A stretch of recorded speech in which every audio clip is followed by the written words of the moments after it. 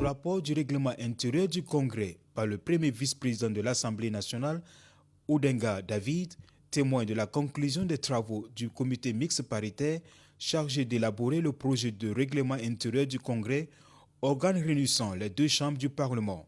À cet effet, les membres du comité, par la voix de l'honorable David Oudenga, ont présenté la synthèse des travaux réalisés, soulignant le climat de collaboration exemplaire, la richesse des échanges et le respect scrupuleux des délais impartis. C'est le fruit d'un travail commun que nous avons fait, un travail consensuel qui peut vous aider à poursuivre la procédure. Prenant la parole, le président de l'Assemblée nationale, Ali Kouloutou Tchaimi, a chaleureusement félicité les membres du comité.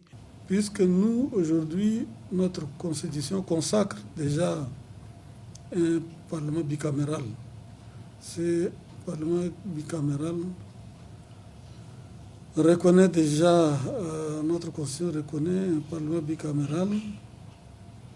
Qui dit parlement bicaméral par endroit, par moment, nous sommes obligés de nous retrouver en congrès pour prendre de grandes décisions, pour voter les lois, des résolutions, pour écouter les messages adressés par le chef de l'État, état des sièges. Il y a beaucoup de choses, il y a beaucoup de matières qui regroupent tous les parlementaires. Et puisque le Parlement est bicaméral, le comité mixte paritaire conduit par le premier vice-président, Oudenga David, a reçu les honneurs dus à son rang au Sénat. Le soubassement de travail, c'est avant tout la Constitution et les règlements intérieurs des deux assemblées. Mais nous nous sommes inspirés également des règlements intérieurs de congrès de certains pays ayant en commun l'usage du français. Dr Haroun Kabadi félicite le dit comité pour avoir tenu le pari de l'élaboration du projet de règlement intérieur du Congrès. Ce qui est important, c'est le respect des dispositions constitutionnelles. Dans le respect des dispositions constitutionnelles, je crois que personne ne va se perdre.